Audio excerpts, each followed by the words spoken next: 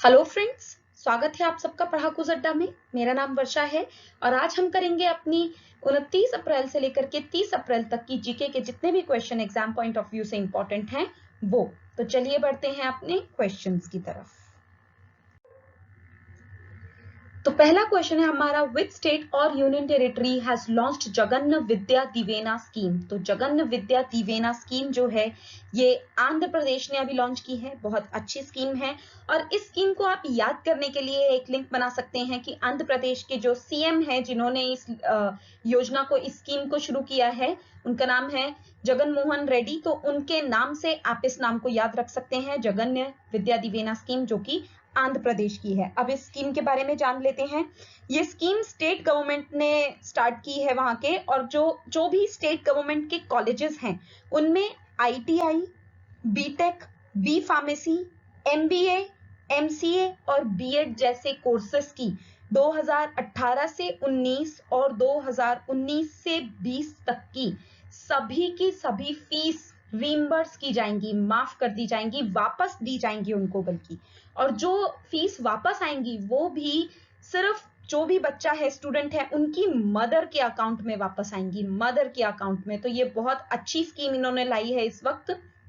तो याद रखिएगा, मदर के अकाउंट में ये मनी रिटर्न आएगी, रिम्बर्स होगी। और ये जो स्टेट कॉलेजेस हैं इनकी फीस जो है वो 15,000 से लेकर के 20,000 तक पर ईयर वैरी करती है। तो 15,000 से 20,000 तक का अमाउंट पर ईयर के हिसाब से हर स्टूडेंट की मदर के अकाउंट में रिम्बर्स कर दिया जाएगा। साथ के साथ में इसमें कुछ स्कॉलरशिप्स के भी प्रावधान लाए गए हैं कि उनकी पूरी गाइडलाइन आई है प्रॉपर। वो गाइडलाइन आप चेक कर सकते हैं कि उस स्कॉलरशिप के लिए कौन कौन एलिजिबल है। वो आप स्कॉलरशिप फिल करके स्कॉलरशिप भी ले सकते हैं। बढ़ते हैं आगे। अगला क्वेश्चन है हमारा, the largest hole in the ozone layer spreading over 1 million square kilometres has closed. This hole was occurred at. तो अभी तक तो हम सबको पता था कि एक ओजोन लेयर में जो होल बना हुआ था वो अंटार्कटिका में बना हुआ था। अंटार्कटिका के ऊपर की जो लेयर थी वो बहुत ज्यादा पतली हो गई थी और उसे हम ओजोन लेयर का होल भी कहते थे। लेकिन अब ये एक लार्जेस्ट होल क्रिएट हुआ था जो कि 1 मिलियन स्क्वायर किलोमीटर्स का होल था, अब तक का सबसे बड़ा होल। ये आर्कटिक ओशियन और हम कह सकते हैं नॉर्थ पोल पर, यानी कि नॉर्थ पोल के ऊपर पाया गया था। और ये अभी पिछले 4 महीने से लगभग ये था। बोला जा रहा था कि अचानक से जो इम्बैलेंस चेंजेस आए हैं एनवायरनमेंट में, उसकी वजह से ये अचानक से हुआ है। इसी के जस्ट पहले एक गुड न्यूज आई थी कि अंटार्कटिका के ऊपर का जो होल है वो पूरी तरीके से खत्म हो गया है। अब बहुत ही ज्यादा माइनर बचा है अगर है भी तो। और उसी के जस्ट कुछ दिन के बाद ये न्यूज आई थी जो कि एक बहुत बड़ा होल पाया गया था आर्कटिक ओशियन में। तो लोगों का मानना था कि ये होल लगता है अब शिफ्ट हो गया है, लेकिन साइंटिस्ट ने तभी बोल दिया था कि ये होल ज्यादा दिन तक नहीं रहेगा। तो ये होल अभी खत्म हो गया है। गुड न्यूज आ गई है कि ये होल अब पूरी तरीके से खत्म हो गया है। ये नॉर्थ पोल पर था और ये कितना बड़ा था आप देख सकते हैं। ज्यादातर ऐसे होल जो है अंटार्कटिका में पाए जाते रहते हैं, इतना बड़ा नहीं, इससे छोटा, लेकिन पाए जाते रहते हैं खासतौर पे गर्मियों के सीजन में। ये टाइम भी, ये क्वेश्चन भी आ सकता है कि कौन से सीजन में अंटार्कटिका में ये होल्स पाए जाते हैं। तो गर्मियों के सीजन में खासतौर पर लास्ट सितंबर तक ये होल्स पाए जाते हैं। फिलहाल नॉर्थ पोल में ये होल था और ये अब पूरी तरीके से खत्म हो गया है। बढ़ते हैं आगे। तो हमारा नेक्स्ट क्वेश्चन है, who has been nominated by US President Donald Trump as America's next envoy to OECD। OECD के लिए जो हमारे अगले दूत अमेरिका के चुने गए हैं, जिनको नॉमिनेट किया गया है चुनने के लिए यूएस प्रेसिडेंट डोनाल्ड ट्रंप द्वारा, ये कौन है? तो ये इंडियन अमेरिकन मूल की मनीषा सिंह जी हैं। इंडियन अमेरिकन मूल की मनीषा सिंह जी, आप इधर तस्वीर में इन्हें देख सकते हैं। ये करेंटली सर्व कर रही हैं assistant secretary of state for economic and business affairs. Assistant secretary है ये वहां की इकोनॉमिक एंड बिजनेस अफेयर्स की। और अब इन्हें ओईसीडी के लिए नेक्स्ट एनवॉय के रूप में नॉमिनेट किया गया है। ओईसीडी क्या है? Organisation for economic cooperation and development. Organisation for economic cooperation and development. बढ़ते हैं आगे। Which date was observed as World Day for Safety and Health at Work, यानी वर्ल्ड डे जो कि सेफ्टी एंड हेल्थ को promote करता है काम के दौरान, एट वर्क। ये किस दिन मनाया गया? तो ये मनाया गया था 28 अप्रैल को। ठीक है, ये डे जो है ये सपोर्ट प्रोवाइड करता है उन नेशनल एफर्ट्स को जो कि OSH सिस्टम को और OSH प्रोग्राम्स को सपोर्ट करते हैं। OSH क्या होता है इसके बारे में जानते हैं। मैंने ये टर्म OSH खासतौर पर यूज किया है क्योंकि ये भी एग्जाम में पूछा जा सकता है। इसकी फुल फॉर्म है ऑक्यूपेशनल सेफ्टी एंड हेल्थ।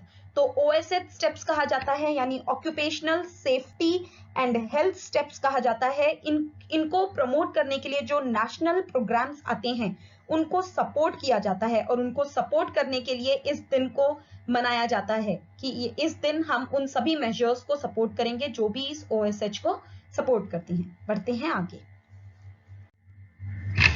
अगले क्वेश्चन पर जाने से पहले अब आप हमसे इंस्टाग्राम और टेलीग्राम पर भी कनेक्ट हो सकते हैं। इंस्टाग्राम पर कनेक्ट होने के लिए हमसे पढ़ाकू जड्डा टाइप कीजिए और टेलीग्राम के लिए पढ़ाकू जड्डा एपोस्ट्रफी के साथ टाइप कीजिए। प्लीज प्लीज प्लीज दोस्तों हमारी वीडियो को लाइक कीजिए, शेयर कीजिए, हमारे चैनल को सब्सक्राइब कीजिए और हमारी डेली वीडियोस के साथ बेल बटन को प्रेस कर बने रहिए। बढ़ते हैं अपने आगे बाकी के क्वेश्चंस की तरफ। Who took oath as vigilance commissioner? तो विजिलेंस कमिश्नर का ओथ यानी ये पद्धति, इसके लिए प्रतिज्ञा अभी किसने ली है? तो ये ली है सुरेश एन पटेल जी ने। सुरेश एन पटेल जी, ठीक है, ये इन्होंने हमारे जो सेंट्रल विजिलेंस कमिश्नर हैं उनके साथ वीडियो कॉन्फ्रेंस पर उनके सामने ये प्रतिज्ञा ली है। और ये है संजय कोठारी जी। संजय कोठारी जी जो कि सेंट्रल विजिलेंस कमिश्नर हैं या चीफ विजिलेंस कमिश्नर हैं।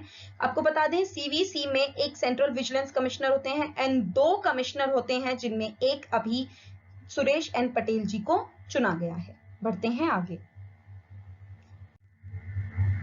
Which date was observed as international dance day? कौन से दिन इंटरनेशनल डांस डे सेलिब्रेट किया गया? तो इंटरनेशनल डांस डे जो है वो हर साल 29 अप्रैल को सेलिब्रेट किया जाता है, 29 अप्रैल को। और ये जो प्रमोट करता है, ये दिन प्रमोट करता है हर डांस फॉर्म्स के सभी वैल्यू को, यानी values for every dance forms. जितने भी डांस फॉर्म्स हैं उनकी वैल्यू, उनके कल्चर, उनकी हिस्ट्री, हर चीज को ये प्रमोट करता है, इन डांसेस को प्रमोट करता है। और साथ के साथ ये डे एनकरेज करता है डांस में पार्टिसिपेट करने के लिए और डांस सीखने के लिए। Participate and education in dance को एनकरेज करता है ये दिन। बढ़ते हैं आगे। Bollywood actor Irfan Khan passed away from. तो आज ही की ये न्यूज है, 29 अप्रैल। बॉलीवुड एक्टर इरफान खान, बहुत अच्छे एक अभिनेता, वो एक्सपायर हो गए हैं, डेथ कर गए हैं। तो इनको कौन सी बीमारी थी, किस बीमारी से ये एक्सपायर कर गए हैं? तो ये है neuro endocrine tumour. Neuro endocrine tumour जो कि एक तरीके का कैंसर होता है।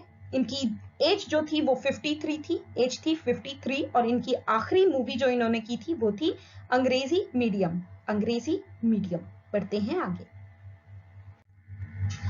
विच स्टेट और UT uses mobile kiosk for covid sample testing? तो एक मोबाइल कियोस्क बनाया गया है कोविड-19 सैंपल टेस्टिंग के लिए। तो ये कियोस्क जो है ये त्रिपुरा में बनाया गया है। त्रिपुरा के अगरतला स्मार्ट सिटी में, अगरतला स्मार्ट सिटी में ये बनाया गया है। और ये एक थ्री व्हीलर के ऊपर बनाया गया है, एक 3 व्हीलर के ऊपर बनाया गया है। 3 व्हीलर व्हीकल, आप ऑटो रिक्शा कह सकते हैं उसको, मॉडिफाई कर ये एक तरीके का बनाया गया है, इस तरीके का मोबाइल कियोस्क, जैसा कि आप इमेज में देख सकते हैं। और ये डॉक्टर्स की सुरक्षा को ध्यान में रखते हुए बनाया गया है। इससे डॉक्टर्स की सुरक्षा रहेगी, साथ के साथ PPEs को बचाने के लिए बनाया गया है कि जिस तरीके से देश में PPE कम है इस वक्त और उसको बढ़ाया जा रहा है, बनाया जा रहा है, तो वेस्ट ना हो PPE सैंपल कलेक्शन के लिए, इसके लिए इस चीज को बनाया गया है। बढ़ते हैं आगे। What is the rank of India in Global Terrorism Index? Global terrorism index में इंडिया की क्या रैंक आई है? तो आपको बता दें कि इंडिया की रैंक इसमें 7th आई है, जो कि बहुत अच्छी खबर नहीं है इंडिया के लिए।